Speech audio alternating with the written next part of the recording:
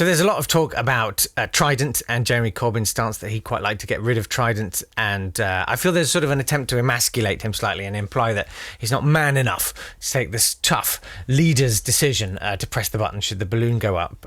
David Schneider on Twitter observed that it's a strange world where we question a man who won't press a button that will lead to millions of deaths rather than a man who would.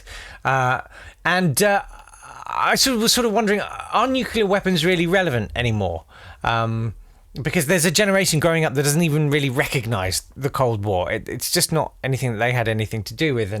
And are we really going to keep those people in that place? And do nuclear weapons really keep us safe? Michael Rosen made a nice observation on Facebook the other day, which was that if having nuclear weapons makes us safe, then we should give nuclear weapons to every country, and then everyone will be safe. Or is he missing something? But what in recent history has been our greatest threat? It's been the small-scale terrorist attacks. And Trident, I'm sad to say, didn't stop awful things like 7/7 from happening. And it wouldn't stop people like ISIS or ISIL or whatever you're supposed to call them nowadays, because, to be honest, they would love to be bombed by Trident because, you know, they all believe that they're going to heaven anyway to go and shag a load of birds, because how classy is God? You know, so a bomb killing them all, it's like their golden one-way ticket to heaven, a.k.a. Shag Central, pearly gates. What about Russia, Jake? What about Putin? Yeah? Look at that. Look at Putin. He's doing whatever the fuck he wants anyway, even with all of our massive bombs pointing straight at him. So that's not worked either, has it, really? But maybe Putin's onto something, because what's the scenario under which we would fire a nuclear weapon at someone? I think probably by consensus we were all agreed that we would never be the first, right? I mean, we would never be the first to drop a nuclear bomb on someone. So what's the scenario? We've had at least one nuclear bomb dropped on us.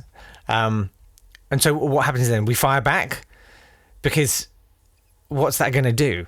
It's probably just going to bring an awful lot more nuclear bombs down on us and finish us. So what's the other scenario? That lots of nuclear bombs have dropped on us and we're all completely wiped out. Well, then we've lost. Anyway, it's over. So what on earth is the point in firing one back? I don't see the point. People are very quick to talk about what Corbyn is against, like he's going to leave some big gaping hole. But he's talking about spending a lot of that 100 billion on better, smarter defence.